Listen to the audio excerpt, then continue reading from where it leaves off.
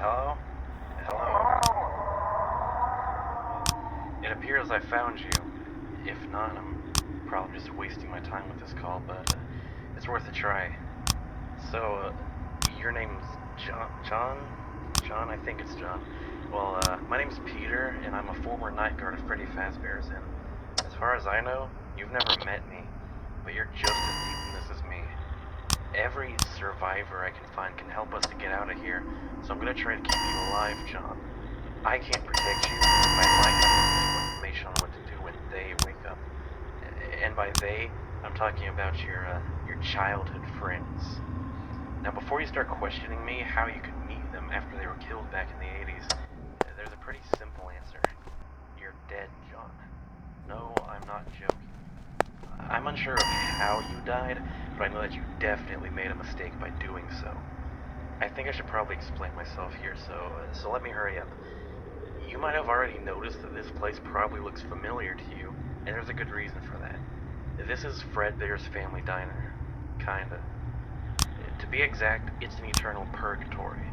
Your memory shaped the place, so for you it probably looks like a mix of wherever you last worked or lived and Fredbear's. On that, you're pretty lucky. You could have gotten a much worse look for this place in your head, but that's trivia you don't need to know about. What you do need to know about is that this eternal purgatory could potentially be escaped from, and that I have a plan of how to do so. However, you do need to assist me on this. It's not quite ready. I'll explain it to you tomorrow, but for now, it's an important step for you to look onto the office table with the fan that is located next to you and get the audio tape that is in there out of it. You'll need this if you want to escape from here. However, it appears that we are really running short on time, and I should really hurry to explain to you what to do against your friends. If any of your friends come to your security office, you're gonna experience them from a more, hostile side. See, I currently don't know exactly what happened to them, but I know something really weird must have happened to their spirits. They're pretty messed up and broken, and I don't think they're very mentally stable. See, what I noticed when encountering them earlier, when I was still the only normal person here, was that upon putting their side on me, the only way to make them wander off is to hide from them. Now, the only way to really hide from them in your case probably is just getting out of sight from the doors they appear in, so if you see anybody in them, run somewhere that is as far away from the doors as possible. I don't think anyone's active tonight, but I could be wrong. There's this really weird daily cycle of activity in the slumber for them, so I'm going after that. I might have gotten it wrong though, so don't rely on too much on me. I think that's everything for now. I'm not entirely sure if your friends will be hostile towards you, but I can't throw the idea out. I don't think they'll be able to remember you at all, really. All they really want is... Damn it, I need to go. Right now, or one of them's gonna find me. Stupid yellow bear suit. I'll get back to you later.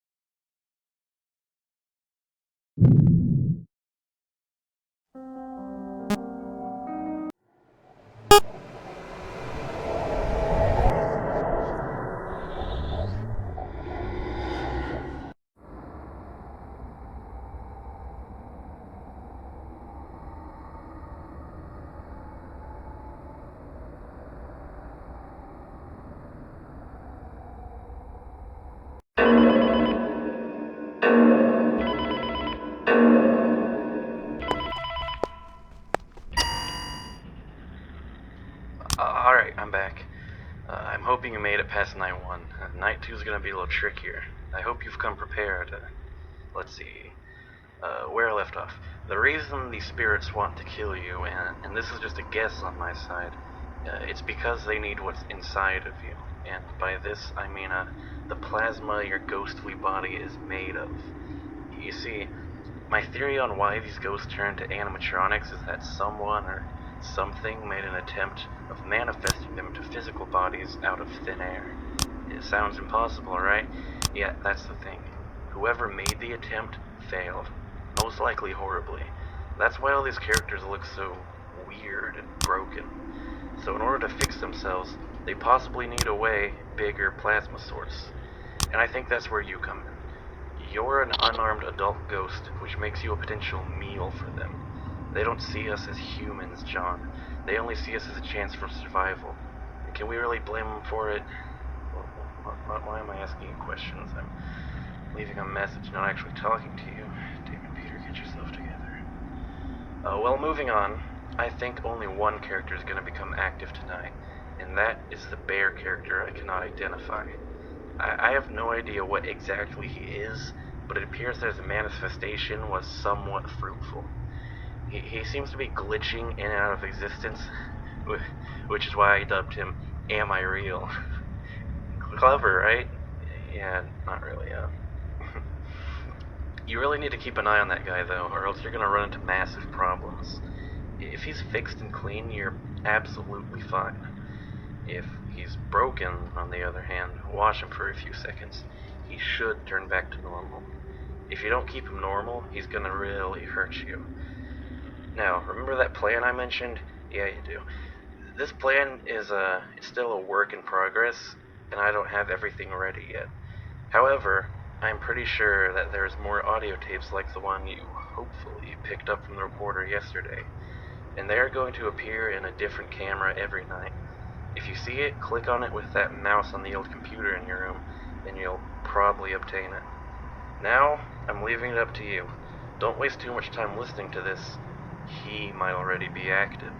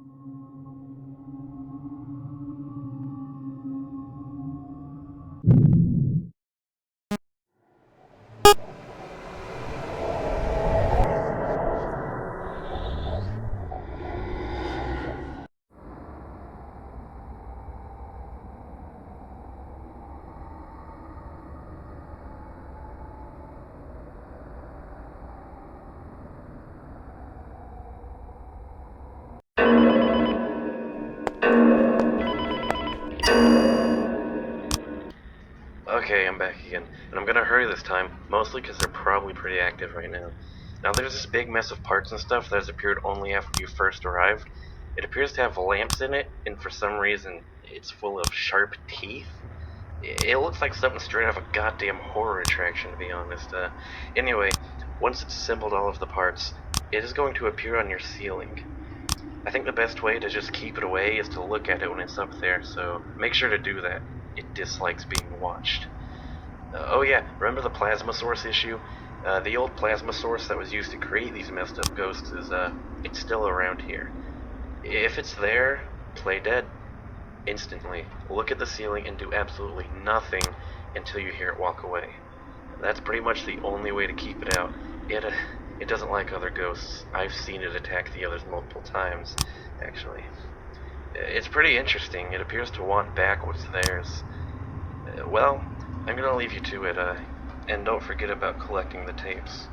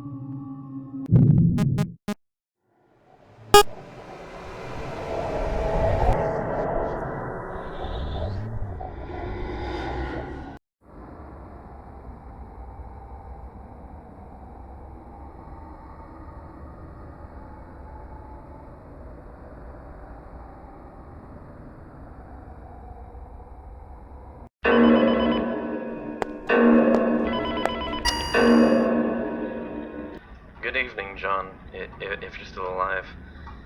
I have good news and bad news for you. The good news is that I pretty much got the plan figured out.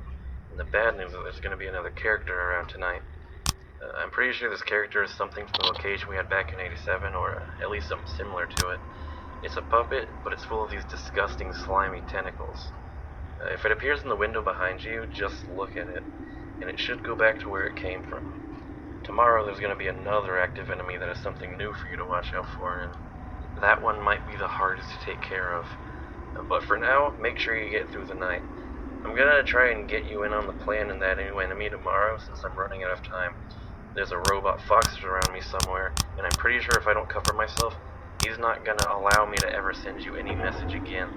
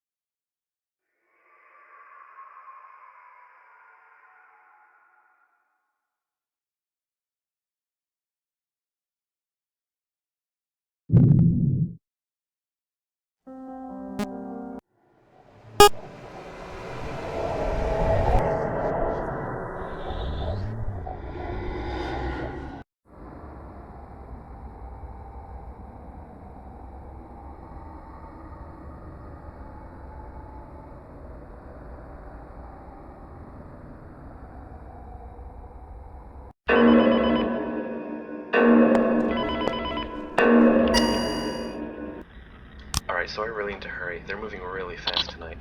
You know that new enemy I mentioned? It's me. Well, it's not really me. To be exact, it's my physical remainings from back in 1993.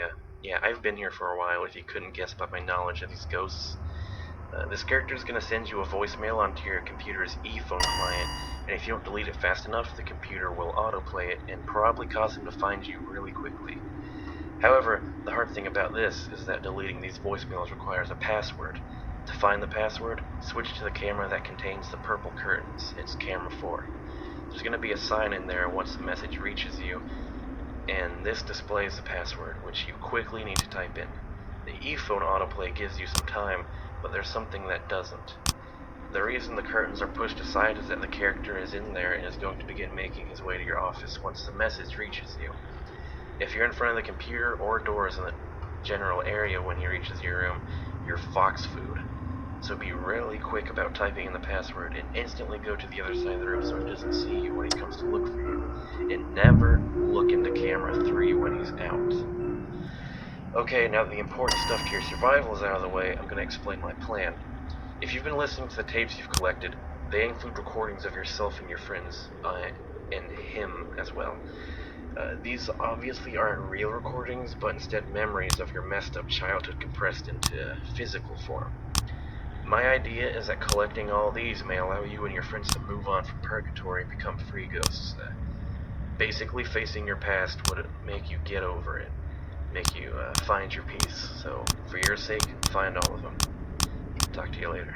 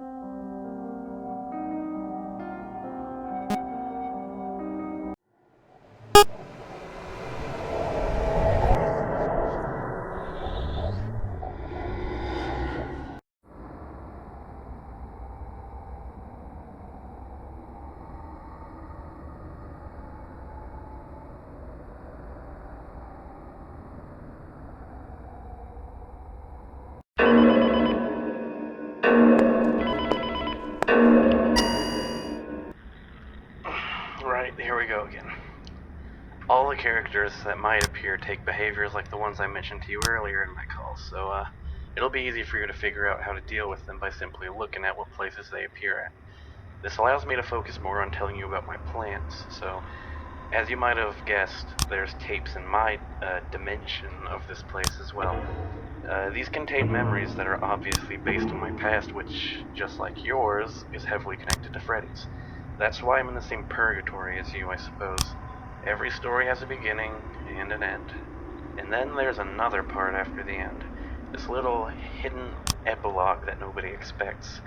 That, in this case, is this entire place. Our stories are connected, and so are our lives and deaths. I tried connecting all my tapes, but I didn't manage to get all of them. I only had one day each. They never return. Only once can you find them. The rules of this place sure are weird. these 10 nights decide about freedom or purgatory for all of us. John, please, for the love of God, don't mess up like I did. All these poor little children are just trapped in here, roaming as mechanical monsters without any choice but to try and kill. It's pretty sad to watch, to be honest. But hey, maybe you can put an end to this. Talk to you later, I hope.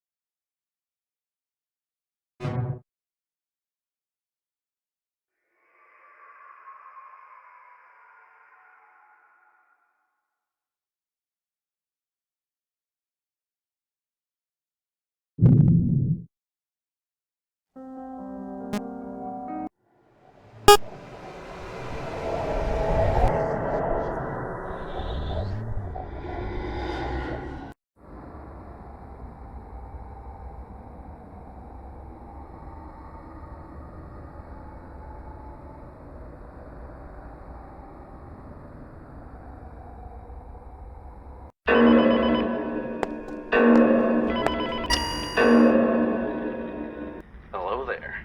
I've been noticing some weird differences during these past 6 nights. These characters' slumber cycle appears to be messed up. Some wake up and go to sleep at points I never really marked them to. They repeated the same pattern I had for years now, but they seem to be suddenly changing their mind.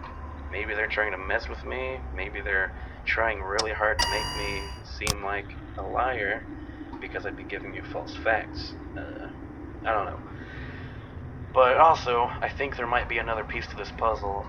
I've never seen it before, but I found a key. I tried using it on the exit door to see what's behind it, but the key didn't fit. I'll try to figure out what these are all about later.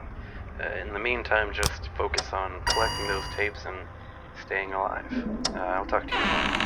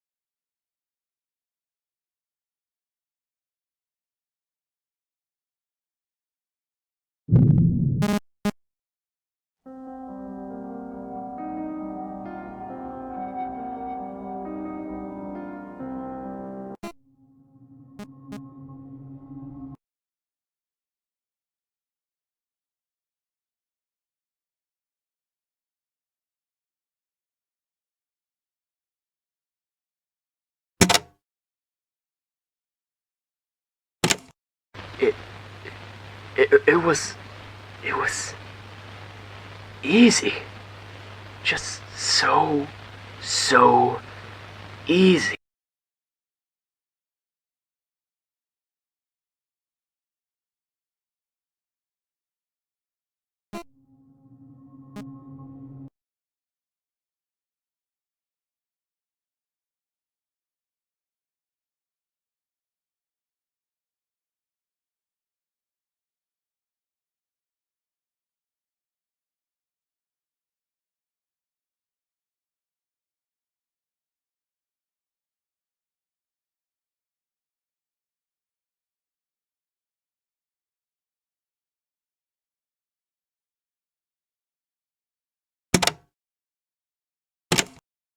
Today was my first big strike at Freddy's. I took 5 of the kids to the back room, and that's all I had to really do. The doors of the back room is soundproof, so nobody heard them scream in pain as I cut them up with my knife. 3.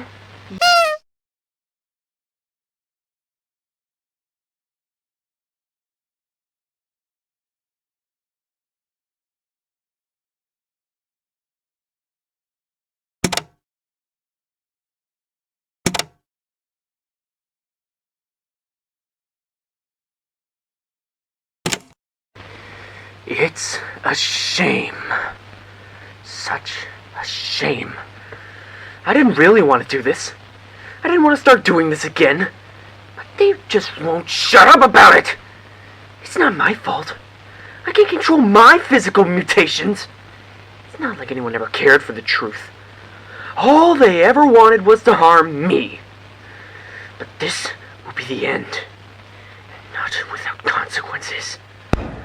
I'm going to be recording the most important parts of my plans here, as a reminder for myself.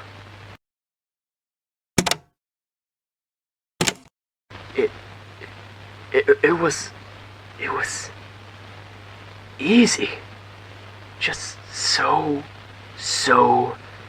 easy. All I had to do was surprise him. He couldn't even fight back. I dragged him into my purple car and brought him to my basement. He bled out real quick.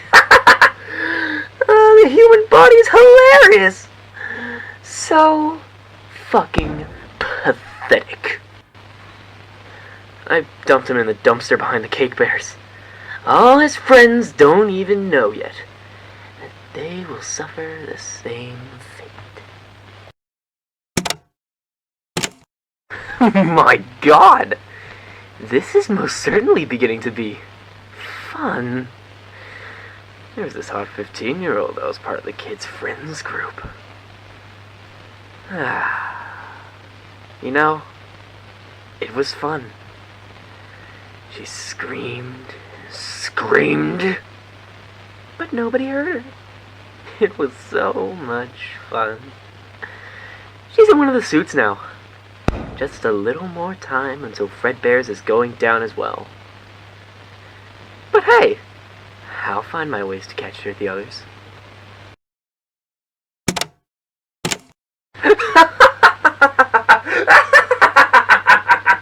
Oh my God, incredible! It took $5 to make a teen put his little brother into the mouth of the Fredbear suit. All the blood. It was wonderful! The sound of the cracking skull made me chuckle quite a bit. Now, Fredbear's is definitely going down.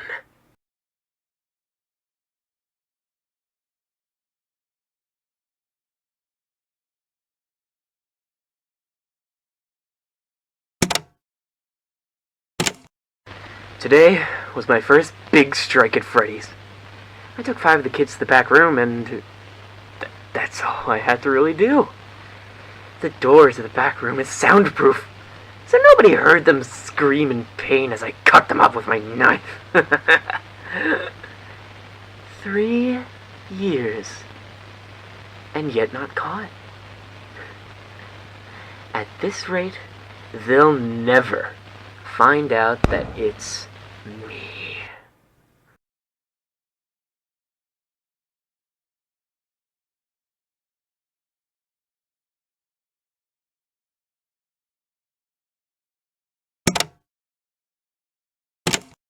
I've been snooping around a little bit, and I've heard people complaining about the smell in that place. The staff has apparently not even noticed the corpses yet. This is great, really great. Soon they'll find them.